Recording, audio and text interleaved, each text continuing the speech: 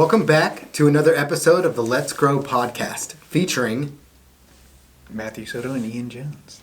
Dude, how are you just going to introduce the podcast for me, right? Awesome. Hey, let's go. Let's go with it, right? So what's up? How you been? Man, all we're going to do is talk about real estate and mortgages. How sexy is that? It's very sexy, especially given the current climate and how things are moving. But yeah, I mean, mortgages and real estate are sexy because it is long-term vehicles for money. There's a good way of putting it. What's up, everybody? So I got Ian Jones here with Integrity Mortgage. So Ian, pre-mortgages. Yeah. What did you do? Tell me a little bit about your backstory. Are you pre-doing mortgages for people, right?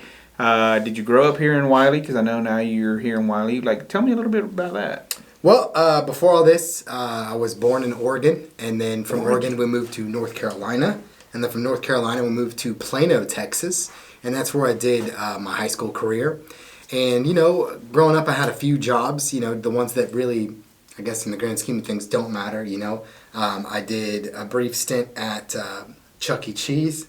I worked at GameStop. Dude, were you the mouse? Yes, yeah, and then there was a child that ran into me while I was wearing the costume. Your head popped off? I wish that was the case. It caused my shin to swell up huge, like someone had put a grapefruit under my shin, and then they never put me on the schedule again. So I think there was some kind of liability thing they were dealing with there. And then after that, I did PSAR, which is Plano's after-school program. I did that for a while. Then I did worked at Whole Foods in the seafood department in Plano. Did that for a little bit. And then after that, we went to teaching drum lessons, did that for a couple years. And then the previous job to mortgage, I was a director of marketing for one of the largest home improvement companies in, the DFW. And I did their marketing for 10 years. And then after that, I left and got into mortgage. So why did you get into mortgages? From going from, let's say, the previous career, which was sales and marketing for a construction company, right? Mm-hmm. What brought you to doing mortgages? Well, what brought me into mortgage world was I wanted a change of pace. And in marketing world, like as people come and people go within a business, responsibilities are piled on, and it just got to be to the point where I just didn't want to deal with it anymore. And one of my loan officer that had done all my previous loans, he said, Ian, you'd be great doing mortgages. You've done enough yourself. You bought enough homes yourself to be able to do the mortgages, with ease. And I was like, whatever, dude. And sure enough, I went in for an interview. They were like, hey, you think you can pass the test? And I did 3 different interviews with the company I'm at now. And the final interview was a dinner with me, my spouse, and all the owners of the company. Wow. And that's when they first offered me the job, and then they asked my wife, Caitlin, they said, do you think that he can make it 100% commission? And she said, he can literally do anything, so I'm not worried about this. And she was so not worried about it that she quit her job the next day. Wow. And that's awesome, right? How the ownership of the company turned to the spouse, because they know that, hey, when you're jumping into a career that is solely commission, yep, you have to have that spouse support, right? Mm-hmm. Because if not, then they know you're probably going to be there short term, yep, or you're going to get burned out quicker and move on. So that's yep, amazing how it just speaks as an organization, right? Where they bring in that spouse, that yep, partner, to make sure everybody's aligned with that before you actually get the job and get hired on. Yeah. But I mean, luckily my wife, she believes in me. She's always believed in me, and it's really worked out for us. And that was at the end of 2019 that I got into originating mortgages and got my license, had my license hung at Integrity Mortgage Corporation. And the rest, as they say, is history. We're, 2023 right now, and we've never had a tremendously bad year that made me reconsider my choices. Yeah. What's crazy, right? Okay, so you went from marketing for a construction company. Mm-hmm. Lo and behold, did you know that marketing is going to be such a need for doing mortgages, right? Because you are, even though you work under Integrity Mortgage, yep, you are your own business within yep, that company, right? And sales and marketing you have to have that part as well in order to get people to trust you to do their mortgages, right? Correct. So you went from talk to me about the marketing side of things. How different is it from marketing for a construction company and then marketing for mortgages? Well, the biggest thing is that my budget is way smaller. The budget for that company was very large, and we had a lot of money to spend on different avenues, between television, print, online, PPC, the whole nine, right? So I had to figure out how to, organically build it up, right? And I just went about that in a way that I thought would make the most sense, which is people like things that are relatively funny that have to do with your industry, right?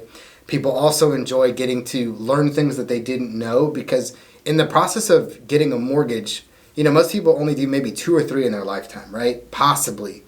And it's a multi-$100,000 transaction, and I take it very seriously personally, because my first experience in buying a home wasn't necessarily the best experience in buying a home. I didn't know what was happening. I didn't know what I was supposed to be doing. And it's like all these timelines were happening and no one was explaining anything to me.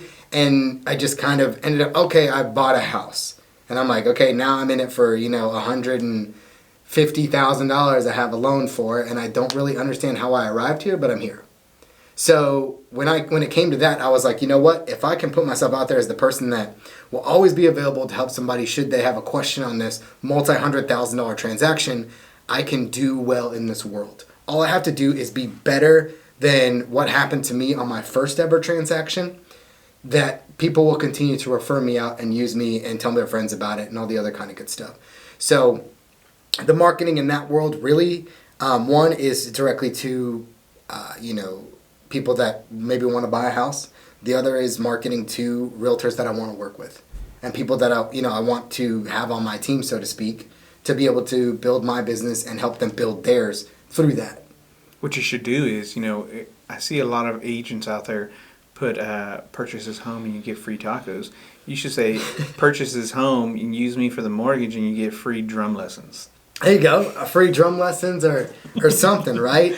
But yeah, no, totally. It really comes down to, I want to align with people, and I think that's really been, working for me over the past few years. I want to align with people in this world that also want to grow their businesses in the way that you should in the 2020s, honestly, right? Because it's the shift is the paradigm shift on how to market to people from the early 2000s to now is huge, right? I mean, Yellow Pages was still relevant in the 2000s, but now, when was the last time anybody opened a Yellow Page? The last time you did Yellow Pages, they exist, do they? Yellowpages.com. I think they go under a different name, right? But it's a completely different animal, right? And having your social media presence be a thing is the best thing you could do for your business long term, right? You know this, you get it, and that's something that I like to help agents that I work with. Like, hey, let's do 20 videos that you have. Now you have them all in your back pocket and you can start putting them out there one by one by one. Or, hey, I have an idea for something funny. Let's shoot this video and let's put it out there and just see what happens, right? Maybe like the Chewbacca that's at the house. Exactly. Like the all those kinds of things, right, play into, where our generation and other generations, so to speak, right? You got your millennial, your Gen Z, and Gen X even, right, included inside of that mix, that really utilize social media all the time. Yeah. Like, you may have Google at your fingertips to type in best realtor in DFW, but everybody's still going to crowdsource that answer, right? And if you're not doing things that continue to put you in front of people, when someone goes to crowdsource that answer, they're not going to come up with your name. Yeah. So let me ask you this, for the business owner out there watching this, or the agent or the other mortgage loan officer. We do a lot today in social media, but that's just where we're going. We know it's not going away, right? Mm-hmm. But what if it did? Mm-hmm. How would you build your business? If one day Mark Zuck and Elon Musk of Thread or whatever, X or whatever it's called now. See, I'm not even up to date on this stuff. But let's just say these CEOs just say one day, F it, we're cutting it out, and social media disappears. How would one grow their business organically?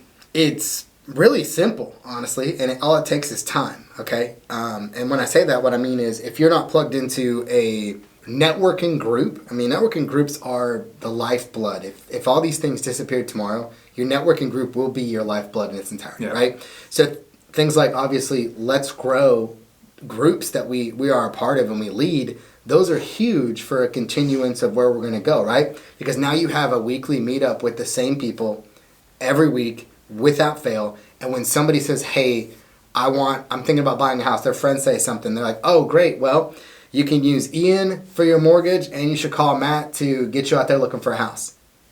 Like, that is how you would do it. You'd have to get back to the ground floor of it, right? You'd have to knock doors. Yep. You would probably need to do print media again, right? Really get in on print media, hone that in. But I mean, if those went away, that's the first place I'd be going. I would just be every networking group on the planet I'd be a part of, and everyone would know me, and they would refer me out. But yeah. I mean, that's genuinely and they do where I'd work, go. right? I mean, tons of amazing groups out there. Apart from our Let's Grow Networks company and stuff, and you just got to show up though. You got to be consistent. You can't be the one that's a part of 20 groups and you go once a month, maybe to those that meet weekly, and nobody knows you, right? It doesn't work that way. You can't expect, what is it? You can't expect what you didn't, I forget what the phrase is. Something like that. Yeah. And you're absolutely correct. If you're not showing up and you're being consistent, people don't know who you are. It is a waste of your money and a waste of your time. Quit now.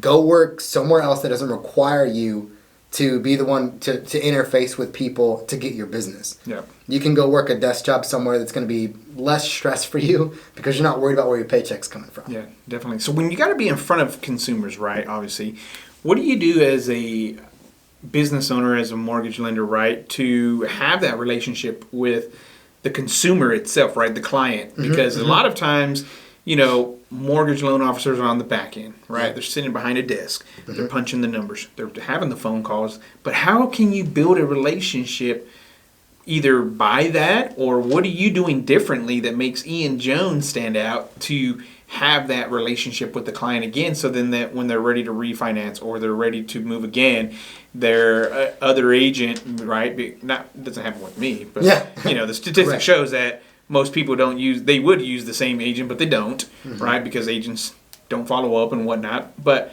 that they say, hey, I don't forget whatever agent they're using, we're using Ian Jones again, right, because they had that experience with you. So what are you doing to build that relationship with the consumer and following up with them and things like that? So one of the big things that I do that 99.99% of lenders do not do is I'll either have an in-face or an on-Zoom meeting with them to go over every single thing from top to bottom. Because the worst thing that can happen during a transaction or a purchase is not understanding what's going on. It's like, oh wait, what are we doing now? And you're like, I forgot to tell you that, you drop your earnest money off, right?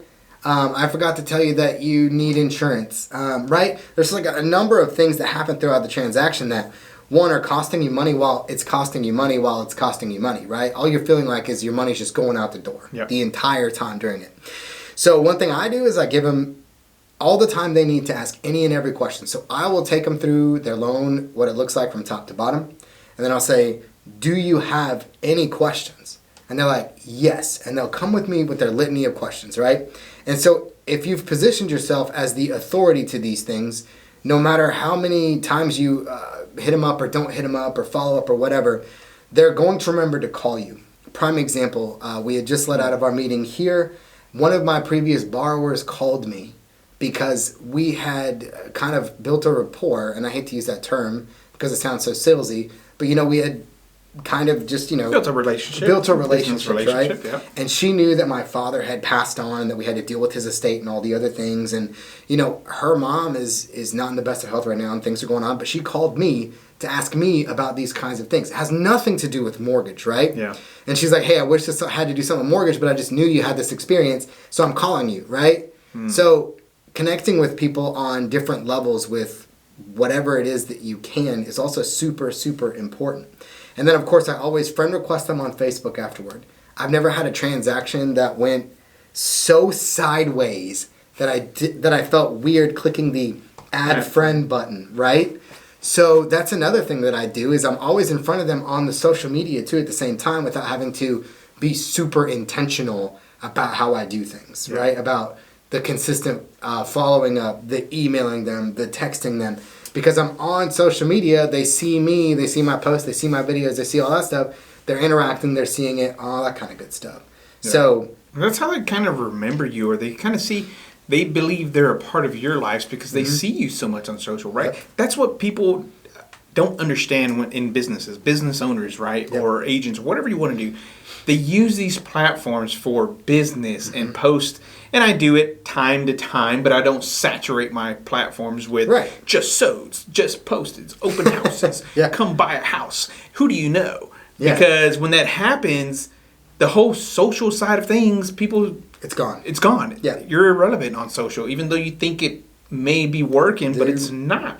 There's social platforms. You're supposed to be sociable on these platforms. Right. It's about talking about your life, right? And a part of Matt's life is helping people buy and sell homes. A part of my life is helping people buy homes, get them mortgages, right? So as a piece of the entire life puzzle, that's just, a small amount of it, right? Got to make sure I'm talking about my family. Got to make sure I'm talking about the random things that I think of, right? Because all those things play into, one, the humanization of who we are, right? Because people look at the mortgage person as kind of the big scary, right? Because we're the ones that make the judgment. We're the ones that do all these things. And it's, it's a humanization of who we are. And people align with people, right? And so if they see what you're doing out there and your family is doing these things and you're closing loans, and they're going to remember all the things, even though the posts, when I share, say, one of Matt's listings. I mean, it's the interaction is negligible at best, right? But I know people are seeing it because it tells me that people are seeing it. So, if you filled your entire feed with that stuff, that interaction should tell you right now, it's not going to do anything for you long term. You'll get ratioed out of existence and it'll just be what it is. So yes, being extremely who you are, being human to a degree, right? You can't put everything out there because you'll scare some people off. And that's okay if you do, right? I put some crazy stuff out there from time to time. There's some stuff I don't talk about on social media and stuff. So, Ian, you've been LO for a while now. I'm sure you've seen a couple of different markets that we're in. They've all been different markets since I started. What is the biggest challenge right now for you as a business owner?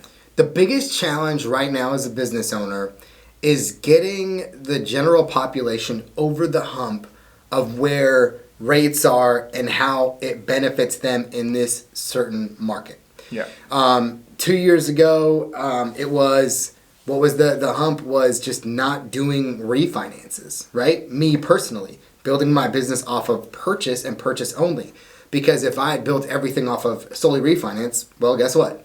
I would be dead right now. Yeah, I would be completely out of a job right now. Back at Chuck E. Cheese. I would be back as the rat at the Rat Casino. So I built my house upon the rock, so to speak, right? Which is purchase business. So right now, the biggest thing within purchase world is just getting people to understand that this market is a phenomenal market to purchase within because your sellers are more amicable than they've ever been. The other markets, I hate to put it this way, Matt, the fish were jumping in the boat. Big time. Right? So a lot of agents that I had done business with over, say 2020, 2021, into 22, we started seeing them kind of falling off. And in 23, we've seen them completely fall off for whatever the reason may be. But, we've got to build our house upon the rock, which is even in season, out of season, we've got to be ready, no matter what. So what it takes is, even when things are busy and things are crazy, doing your social stuff, doing all those things that provide value later on, that exist in the ether forever and ever, amen, right? And then you'll continue to do well. But, that didn't happen. They saw the interest rates were low. Everybody was buying, right? No matter what. And the fish were jumping in the boat. Now we have to actively fish. And I think that's the biggest thing. We're having to actively fish and getting people over the hump of why would it be a good time to buy? Because every market has its different reasons on why. And if your why doesn't align with that, great. Wait. But the problem in waiting is that could have been your best opportunity of the opportunities that have presented themselves. Yeah. And that's what I tell people all the time, right? When they come to me, whether they want to buy or sell, I tell them that all the time. I'm like, the right time is when you're ready. Yep. Don't worry about the rates. Don't worry about what people are throwing, the prices of the homes, right? Like, I understand that comes into play when it they have to get pre-approved or what they can afford and stuff like that, right? Or the lifestyle they want to live. Yep. But sometimes you can't always solely depend on those, because it's like you said, if you wait too long, and let's say you wait for 2 years thinking it's going to get better, right? A lot of people thought the market was going to crash in 2023, right? It did. And it didn't. It didn't. It corrected. Not crashed, it corrected. Exactly. But people who are waiting for that and still waiting for that here in December, they missed an opportunity, because coming two years from now, when home prices still slightly went up, or when mortgage rates are still the same, they're going to wish they would have bought it back then. And there's always going to be an excuse. There's always going to be a challenge market or whatever it is. It's, you got to pick the right time for you, your family, whatever that looks like, right? And we always kind of go to, people buy homes when, unfortunately, they get a divorce. They had a death in the family. Their family's growing. They're getting married, right? Their kids are going back to college, and they're downsizing. There's different things like that, or maybe they got a new job at a different location. Now they have to relocate, right? These different life events, right? How do you, as a mortgage lender, find out why people are why they're buying a home, and how do you relate to that? Because sometimes it's hard to have that conversation with the client knowing they're going through a divorce, knowing that maybe somebody passed away, right? Or different avenues like that. So how, as a mortgage lender, do you wear all these hats to get through the transaction with the client, going through so many things? Well, pretty simply put, it's just using the human element, right? Just talking with somebody, because at the end of the day, we've all had close to similar experiences, right? So if someone has to, and this is, where it gets in my world. So I've had transactions where 2 years ago I did their loan for their purchase, and now they're getting a divorce, but they felt comfortable enough to call me to do their refinance. So they've called me up and like, hey Ian, I'm getting a divorce. I need to refinance the house into my name only. How do we go about doing that? It's like, okay, great. Well, let's get it knocked out. I'm really sorry that you're going through this, but I'm going to do my best to make this as painless as is humanly possible. So I'm going to make sure that you understand everything up front that has to do in a refinance because of a divorce. So that way we don't add any more anger, confusion, everything to this mix. So I really, it comes down to, I ask a lot of questions. So what's got you wanting to move, Matt? Why are you thinking about buying a house? Oh, we want to buy because we want to have a backyard for our dog. I've heard that 1,000 times, right? That's awesome. Yeah. That's awesome. Great. We have a dog, and she loves to go run around in the backyard. The dog? No. Did you say dog or duck? Dog. Oh, I thought you said duck. That's why I was like, what the heck? How not do you keep a these ducks duck. in the yard? All right, cool. But that's a new one. We want to buy for a bigger yard for our dog. Like we have so many kids now. One of our kids is sleeping in a closet, and we need to get them into a bedroom, right? Yeah. And so just kind of going through all that stuff with them, one's sleeping in a closet right now? Really? That's crazy. Y'all definitely need to get yourselves another home. How many bedrooms are you thinking about getting on this one? Wow, that many. Just buying into the dream with them and helping them buy into the dream at the same time. Because there's going to be a lot of other things that stress them out through the process, and reminding people, or I like to put it this way, I like to hold people accountable to what it is they said they were trying to do, but not in a overbearing way, but in like, hey, you said, even if it totally, loses a deal for me, I will make sure that people remember exactly why they're buying a house. Yeah. Because you don't want them to be buying a house in, a year, 2 years, right? That doesn't do the equity thing where they get to build the equity to buy the next one to snowball it, right? Like, example, one of my friends was buying a new house. I had gotten it pre-approved and we were contingent, blah, blah, blah. And we ended up, I just asked him straight up, I was like, hey, does this do all the things you're trying to get it to do? If you sell your house for this amount of money, are you still able to accomplish all the things you want to do? You told me you wanted to pay off everything that you had. You told me you wanted to start fresh on a new property. You told me the only amount of debt you wanted was a mortgage. Does this accomplish that goal for you if you sell it here? Yeah. Well, no. Okay. So let's wait. I want to help you accomplish your goals. I don't want you to do this whole thing and then, regret it, right? No, definitely. I think an advocate in their corner for what they're wanting to do is like also a big part of me. So as we wrap up, we're going through a market correction still, right? There's some challenges as being in our industry. Yeah. What motivates you and what keeps you going, right? What makes you still be here today in this industry versus being one of those fish that pop out, right? So what keeps you motivated and what keeps you going every day? So the corporate answer is simply this, and it's also a bit of my heart. The corporate / my heart is I like helping people get into their homes. I like making sure that the mortgage process is easy as it can be for them, and they're happy and healthy and living their best lives in a new place. The personal answer is, one, it gives me the freedom to be able to spend time with my family, and I'm not going to give that up. So I'm going to continue to bust to get it done, so I don't have to go back to a job that requires me to work 40 to 60 hours a week, right? Yeah. So whatever it takes right now to build that foundation, but that's why I haven't left the industry, because I love the freedom and flexibility that it provides, and if all I have to do is spend the next 2 years going harder than I normally would to spend the next however long, man, it's worth it, right? Yeah, definitely.